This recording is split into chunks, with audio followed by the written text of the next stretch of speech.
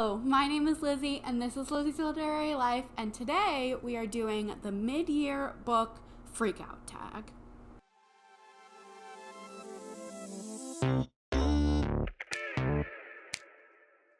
So this tag is a Booktube staple. Everyone does it every year. I actually haven't done it before. I thought about doing it last year and I didn't. So this is my very first mid-year book freakout tag. But I will link the creators of this tag down below. Though I did add a couple questions that other people tend to add. It's not exactly the same as the original, but the original creators will be linked down below. Yeah, this is a tag to reflect on your reading year so far, and let's just get right into it. So the first question, which is one I added, is how has your reading year gone so far? Just general reflections before we jump into specific books. So I've read, as of today, July 10th, I have read 79 books, which is pretty good. It's more than I had read at this time last year, but less than I had read at this time 2 years ago. So it's, an average reading year. My average rating of the books I've read so far has been a 3.52, which is not great, but it's actually, I feel like I've been harping on I've not been reading good books this year, but that average rating is actually higher than my average rating last year for the whole year last year. So that's interesting. I think I've definitely had fewer 5 stars, fewer really high ratings, but I think I've also had fewer really low ratings, so it's just been kind of like a mid-year so far. Question number 2 is, what is the best book you've read so far in 2024? And I have read 3 5-star books in 2024, and I want to shout out all of them. The first one was Room by Emma Donoghue. This was my first 5-star of 2024. I read it in my Martine's favorites video, and it was really good. The second one was Bright Young Women by Jessica Knoll, which I read recently and really enjoyed. And then the last one I actually finished 2 days ago, and I'm still in a tailspin about it. That's Burnham Wood by Eleanor Catton. So those 3 are definitely the best books I've read so far this year. If I were to pick a favorite, I would right now say Burnham Wood, but it's probably partially because I finished it so recently. But yeah, those are the top 3 books I've read so far this year. The third question is, what is the best sequel you've read so far this year? And this was pretty easy. I did read a lot of sequels at the very beginning of the year for Squash That series, and the best one was Iris Kelly Doesn't Date by Ashley Herring Blake. This was a 4.5 star. It was nearly a 5-star. Not quite, though, but I adored the first book in that series, Delilah Green. I did not like Ashford Parker, the second book, as much, but Iris Kelly brought it back. I really enjoyed this. It's a super fun romance series, a sapphic romance series that I would highly recommend. Question number 4 is, what is a new release you haven't read yet but want to? And you'll see with this and the next question, I really don't keep track of new releases. I'm really bad about, knowing what's coming out soon. I usually hear about books after they're released when people are raving about them, which I feel like is normal for an average human and not as normal for a booktuber, but that's okay. But the one that came to mind that is a new release that I haven't read yet is Tidal Creatures by Seanan McGuire. This is the 3rd book in the series that starts with Middle Game. Alchemical Journeys, I think is the series name, but I really enjoyed Middle Game. Seasonal Fear is the second book I didn't like as much, and then I'm just excited for this one. I did borrow it from the library, the audiobook, during Wonderthon, and I started it, and I just wasn't getting into it, but I think it was the time, and also maybe I should eyeball read it, so I'm excited for that one. Question number 5 is, what is your most anticipated release for the second half of the year? And like I said, I don't track new releases very much. The only one that really came to mind is one that I can't even really say I'm anticipating, but I am going to read it, and that's Somewhere Beyond the Sea by T.J. Klune. This is the sequel to The House in the Cerulean Sea by also TJ Klune, obviously. And the reason I say I'm not necessarily anticipating it is because I don't think it's necessary. Like, I don't think The House in the Cerulean Sea needed a sequel, so I'm just kind of like, I'll read it, we'll see how it is, maybe it'll be amazing, maybe it'll blow my mind, but I don't know. Question number 6 is, what is your biggest disappointment of the year so far? And I have 2 answers for this. Number 1 is not, I guess it wasn't really a disappointment because I didn't really think I was going to like it, but also it was worse than I thought, and that was The Ballad of Songbirds and Snakes by Suzanne Collins. I love The Hunger Games, and I loved my reread this year, and the Ballad of Songbirds and Snakes was just not good. I gave it 2 stars. And this new one coming out, do not have high hopes. The second book was like actually really a disappointment because I thought I was going to love it, and I only gave it 3 stars. And that was Yellowface by R.F. Kuang.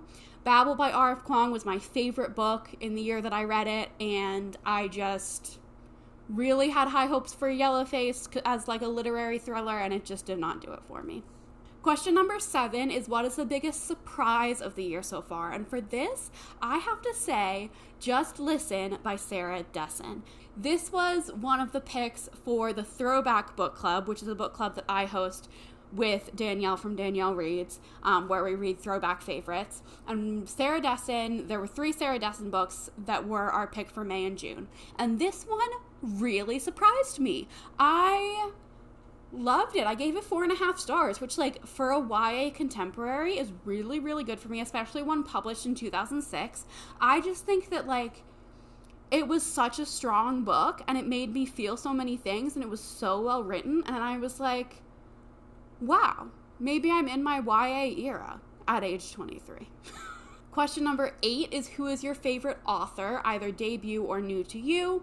I feel like a favorite author can't really be, like, solidified until you've read multiple books by them, and loved multiple books by them. And my 5 stars this year, my 3 favorite books of the year, 2 were authors I hadn't read from before, and 1, Emma Donoghue, I had read a book from her before and didn't really like it, so I can't say any of them. But what I'm going to say Ashley Herring Blake, author of the Bright Falls series, Delilah Green, Astrid Parker, Iris Kelly, because I did really enjoy 2 of those 3.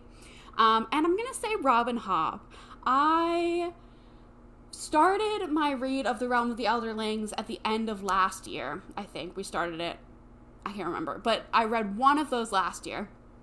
And I've since read Royal Assassin, Assassin's Quest, and Ship of Magic, and really enjoyed all of them. They haven't all been super high rating. Like, I guess the lowest rated was a 3.5, but still, like, I've really enjoyed this series. I'm super invested and super excited to continue, and I love Robin Hobb's writing, so definitely a new favorite author there. Question 9 is a silly one, and it's my favorite thing to watch, like, more serious, like, literary fiction type booktubers answer this question. It's so funny, and it is, who is your newest fictional crush? And everyone's always like, I don't really get fictional crushes. And, like, I don't. Like, most of us don't. We're adults. I don't know. But I am going to say Tandri from Legends and Lattes. She is the business partner of Viv, who is our main character in Legends and Lattes. And she just is such a fun character, and I was rooting so hard for that couple. Like, I was shipping them so hard, and I, like, don't really do that in books very often, and I just think she's a great character, and she was so, like, compassionate and, like, just, like, everything. She was just everything. I really liked her, so she's my newest fictional crush. Question number 10 is, who is your newest favorite character? And I'm going to say everyone from Ship of Magic by Robin Hobb. Althea, Broshin, Wintro, the ships, like Vivacia, Ophelia, Paragon. Like, I just love so many characters in that series. There were so in that book, and they'll continue in the series, presumably, but I've only read the one book. They were all such fun characters, so strong, so, like, distinct and unique, and I loved that book, and it was really the characters that sold it for me. Question 11 is what book has made you cry so far this year? And I really do not cry at books very often. I have in the past. I've done it, but it's not a frequent occurrence for me. The closest I got this year was with Bright Young Woman by Jessica Knoll. I was listening to it in the car, and I was like, my lip was quivering, and I was like getting emotional. Like it almost happened. It didn't. I was driving, but I almost cried at that book. And an honorable mention for this question goes to I Am by Maggie O'Farrell, which is her memoir. The subtitle is 17 Brushes with Death. And it's like chronicling Maggie O'Farrell's life through her near-death experiences. And there were a couple of, it's almost like short stories because it's 17 little vignettes from her life. And some of them were really emotional. And I didn't like physically react, but I definitely, if I was a more emotional person in terms of reading, I probably would have cried. So honorable mention to that one. Question number 12 is what book has made you the happiest so far this year? And I have two answers for this. Number 1 is Legends and Lattes by Travis Baldree. I really enjoyed that book. Like, I get the hype. It was really good. It was so sweet and fun and just like brought a smile to my face. And secondly was my reread of the Hunger Games series by Suzanne Collins, with the exception of The Ballad of Songbirds and Snakes. I loved my reread. This was a reread for the aforementioned Throwback Book Club, which I host with Danielle. And I just thoroughly enjoyed rereading the series. This was the first series we read for the book club, and I just had a great time. Like, they're not overall happy books, but it just was so nostalgic, and I just really, really enjoyed my reread. Question number 13 is what is the most beautiful book you have bought or acquired this year? And this is kind of a weird answer because the cover is not like particularly stunning. I'm not a special editions person. I'm not like a book collector, but I was so excited to find this. And there's something that I think is beautiful about it. And this is The Art of Cruelty by Maggie Nelson. This is, I haven't read it yet, but I think it's like a non-fiction-y book about art and cruelty in art. It sounds interesting, but what is so cool about this, I think, is that it is annotated. Let me find a good page. Annotated by the prior owner of this book. So I got this secondhand. I found it just like, it was like, I guess it was a bookstore maybe, but outside of it there was this whole wall, like a little free library, but it was like a wall of books, and it was like 50 cents for paperbacks, $1 for hardbacks or something, like just honor system, put it in a box. And I found this. I was like, oh, Maggie Nelson, I've read her before, and I pulled it out and I flipped through it, and I am just so excited to read this with somebody else. Did they not finish it? The annotation stopped halfway through. That's funny. But I'm so excited to read this with somebody else's annotations in it. I think that like connection across books and that like reading someone else's thoughts is so beautiful to me. So this is the most beautiful book I have bought or acquired this year. Question number 14 is what books do you need to read by the end of the year? And the answer is so many. Like so many. Firstly, I need to finish my Friends Favorites series. I have, I think, 3 videos left. 4 videos left in that series, and each of those are going to have 3 books in it. One of them's in progress right now. But I've really enjoyed reading my Friends Favorites, and that's a project I really want to make sure I finish. And then I also have my 30 by 30 list, which I'm not turning 30 next year. I'm only 23, so I have some time. But it's a hefty list, and I really want to get some of those done this year. So probably goals are definitely continuing Robin Hobb, because the Realm of the Elderlings is on there. Continuing my Brandon Sanderson reads, because the Cosmere is on there as a spot in itself. If you haven't watched my 30 by 30 video, it's kind of insane, so maybe do that. But I also have some big classics on there. I just would like to make a little bit of a dent in that list this year. What else do I need to read? I don't know. A lot. Question number 15 is what is your favorite video you have made so far this year? And there is a hands down winner, and it is the Amazing Bookish Trivia Race that I did with my friends. I will link that video up here. But I just had a blast filming it. I had a blast editing it, except for the export issues. And I just love that video, and everyone should go watch it. But also, I'm really proud of the work I did with Wonderthon this year. So while there's not like a specific video, like maybe the announcement video, maybe the vlogs, I just am proud of that experience that I created for that readathon this year. So those are my favorite projects from this year so far. Question number 16 is any upcoming videos you're excited to make? My friends' favorites videos, like I said. I also am going to continue my round of Jokes on Me, which I started like 6 months ago. I did the first 3 episodes. I've done my flips and have my TBR planned for episode 4, and hopefully those will be vlogs coming. So that's exciting. And question number 17, not everyone does this question. I don't even know where I got it from, but I love this question. And that is, shout out some booktubers you've been loving.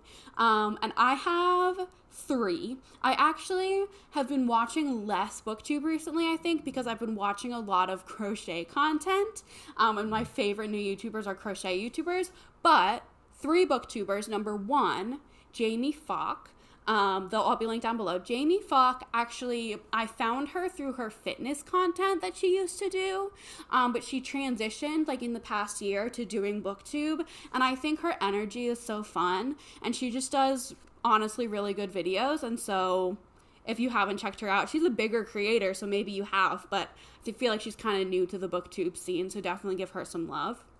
Number 2 is a friend of mine who took a long hiatus from booktube and is back and has been making excellent content, and I'm really excited and glad that she's back, and that is Kayla Ray Reads. So go check her channel out. She is also playing Jokes on Me. She just posted her first episode of that, and yeah, great content over there.